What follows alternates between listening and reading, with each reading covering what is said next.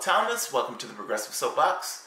I am really tired, but I really wanted to do this one also because this was one of the arguments that those two cowards sitting on Bill Maher came up. One of those cowards was a Republican. That's embarrassing. That is embarrassing. You are an embarrassment to your party. You are out there literally shilling for Hillary Clinton, saying, I voted for Hillary Clinton because I was terrified of Donald Trump. You're a Republican? Yes, I'm a Republican. I'm a Republican. I was terrified of Donald Trump. To be fair to him, Hillary Clinton was, for the most part, a Republican. I have no idea why any Republican would be, against voting for her. Now, I have no idea why any wealthy Republican, meaning that faction of the party, you should love Hillary Clinton. You should love her. I don't know why you would not love her. The other part of the faction, yes, the other faction doesn't like her. The other faction doesn't like her. So I can kind of see why this guy voted for her. But that's still embarrassing to be a Republican out there saying, I voted for the Democrat because I was terrified. And that Democrat was the epitome of the Democratic Party. It's embarrassing. That's embarrassing. This is a verdict episode. The question is Mike Pence a better option than Donald Trump? That's the question. That was the question that was raised. Those guys were essentially saying Mike Pence was a better option. Mike Pence was a classic Republican and all this other stuff. My verdict is no. Mike Pence is not a better option. I'm sorry, he's not. From a progressive standpoint, this is going to sound bad, but I'm sorry, this is chess to me. This needs to burn. This needs to burn. Trump is the guy to let it burn. Again, I told you, it sounds bad. It's not that I'm a nihilist in this sense. It's people need to grow the fuck up. I'm sorry, they need to grow up. And they need to grow up in a way where they recognize that it's their power. Like, this is a choice. You make the choice that you want. This is consent. This is consent. There are, 350 million people in this particular country. You don't think that if 90% of those people say, we're doing something different, we're not going to do something different? This is a choice. These people, for the most part, go about their way. Part of the problem is they believe that they are individuals. They only function at the level of the individual. Meaning, by having this United States saying we're an individualistic society, the pulling himself up by his own bootstraps and all this other stuff, all this other, iconography of independence. It's a problem. It isolates the individual. You don't necessarily want the individual isolated against factors of state or private interests. You don't want the individual himself, his freedom is going to be constrained by those larger interests. So if you have a system where you're saying you're an individual, each and everything that you do is for the most part individual, all of your expenses are purely individual, you're making this person to be a contained unit of sorts. He's isolated. You don't want to be isolated. Whether it's chess or anything else, you don't want to be isolated. You want to understand that there are other people who are like you, other people in the same boat with you, and you want alignment with those people.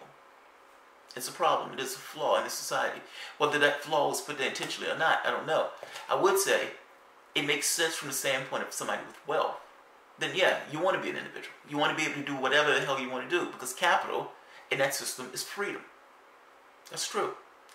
Meaning in a capitalistic system, the person with the money for the most part rules that system. Capital is the name of the game. The hell is even named after capitalism.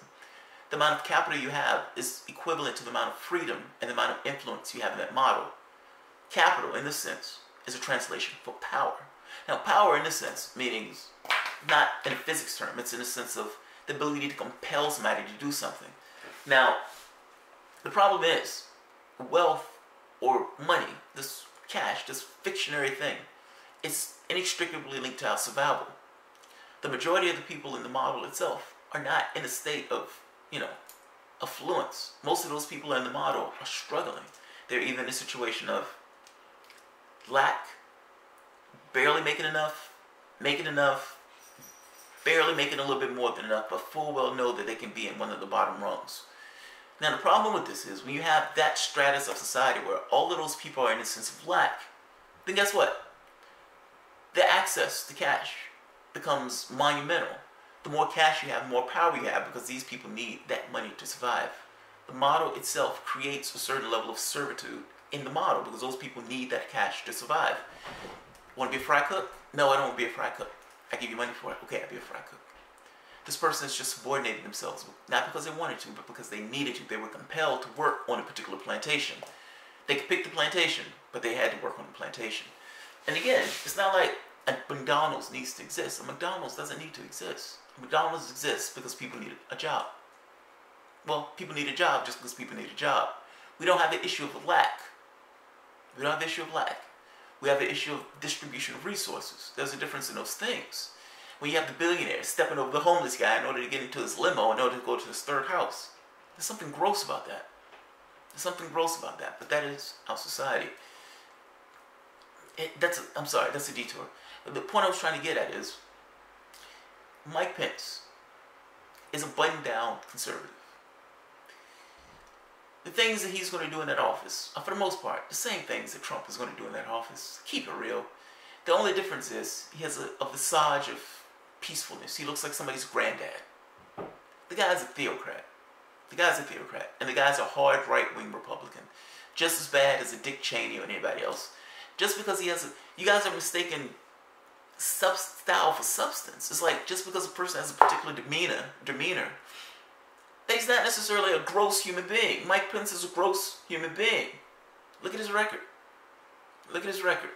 Look at the things he's said in regards to war and policy and all this mess. Look at the stuff he said in regards to religion. This guy's terrifying. He's absolutely terrifying. And he's terrifying with two counts. Donald Trump is a goddamn goblin. Everybody knows Donald Trump is a goblin. So he fits that narrative. Meaning he's everything that you despise in that office. Mike Pence will slide right into the slot of, oh, this guy's a typical Republican. And guess what? You have a Republican House and a Republican Congress. And you know what's going to happen? He's going to start passing Republican legislation into law. Into law. Donald Trump has been doing this stuff by executive order. Mike Pence will be able to get this stuff passed into law because he has a particular demeanor. The news is not going to pillory him in the same way as doing Trump. They're not going to be against him in the same way as they're against Trump. The independents and all these other people. No, the independents are not necessarily going to fall asleep. But keep in mind, part of the reason independents don't vote is because they feel it doesn't matter. They're not going to vote for him either. I mean, you end up in the same cycle of sorts of this status quo politics. And understand, the public didn't vote for status quo politicians. They voted for Trump and they voted for Sanders. They were very clear in what they wanted and what they didn't want. They did not want Pence. They did not want Pence. They did not want a standard politician. If you're going to put Pence in that office, you are going to have hell to pay. You're going to have hell to pay. Those Trump supporters are going to burn that shit to the ground. And they should burn that shit to the ground because you don't have anything to put Trump on for impeachment. You have nothing. You have nothing at all. If you didn't impeach Bush, you damn sure can't impeach Trump. That's what it boils down to.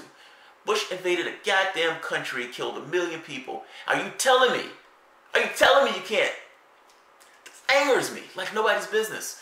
It's not that I like Trump. I don't despise his ass. But I don't like this goddamn double standard. You have one particular person in office that murders 1 million people. Imagine that. Put that in context. How do you murder 1 million people and walk? He's out there finger painting right now. Finger painting. George Bush, president, murderer. He should be dragged before the Hague. He is walking about the country on television, talking to Ellen, talking to all these people as if he's not a goddamn murderer. War criminal. It's fucking insane. This system is insane. I don't understand how these people walk the streets. Obama has murdered thousands of people. This is a complete departure from the point I'm getting at. I'm just saying, I don't understand how these people walk the streets. I don't understand how the media looks at these people with any level of anything other than just despising these people. But they give them this air of authority. Just because they're wearing a suit, it doesn't necessarily mean they're any less of a murderer. It doesn't mean they're any less of a murderer. Mike Pence is going to pass right-wing shit through that office. That's what's going to boil down to. Stuff that Trump can't get past because Trump is ghastly and Trump is disliked even by his own party. That's what it boils down to. The reason why he's passing all these executive orders is because they don't like him. They don't like him. John McCain just gutted one of the bills he was trying to do to gut Obama's climate change action. They don't particularly like him. He's made a lot of bad blood on the campaign trail. So yeah, he's trying to pull these people over to his side. Well, those people don't particularly like him. They don't particularly like him. He has enemies in the Republican Party. And those enemies are fighting against him also. Meaning they're holding up his own legislation. They're holding up his accomplishments. He couldn't even get Obamacare killed, even though they ran on that thing for God knows how long, for years on end, couldn't kill it. They couldn't kill it. So this is what I'm getting at. Do you honestly believe that the same factor will take place with Pence? No. Pence will kill it. Pence will kill it. I guarantee you, Pence will kill Obamacare. Because I'm telling you, he would slide into a slot. He's just a classic Republican in that sense. He's batshit crazy, yes, but he is a classic Republican in demeanor and everything else. I watched Mike Pence give a speech, and I thought to myself, this guy is saying some really nasty stuff, but this guy looks like somebody's grandpa. That's what I said. And if I'm thinking this guy looks like somebody's grandpa, I guarantee you that the perspective of other people looking at him are going to look at his tone, not his substance. Even the people who are against Trump are looking at his tone, not his substance. The substance between those two quantities is minor, if it exists at all. You got to understand, they're still Republicans. They're going to be passing right-wing stuff. Pence will be able to get those things through Congress because Pence is essentially like those people in Congress. Trump is not. Trump is not. And the flap that Trump creates as he's going about, he's a bull in a china shop. That's an advantage. Believe it or not, that's an advantage. Yes, he's unpredictable. Yes, he could start a war. Pence could start a war also. I'm sorry, Pence can start a war also. Pence may even be more hawkish on Iran. He may be even more hawkish on some of these other countries. Between the two, yeah, I take Trump. Between the two, I take Trump. I don't like the guy at all. But if I'm going to foul an opposition, I would rather have an opposition that is the epitome of the thing that we want to oppose. That's Trump. That's Trump. I understand the reason why they're terrified of Trump in this way is because of unpredictability. They don't know what he's going to do. They look at him and say, this guy is a wild card. He can do whatever the hell he wants in that office. That's kind of true to a point. But that's not what he's done up to this point. He's been somewhat constrained. Will that last? I don't know. Honestly, don't know.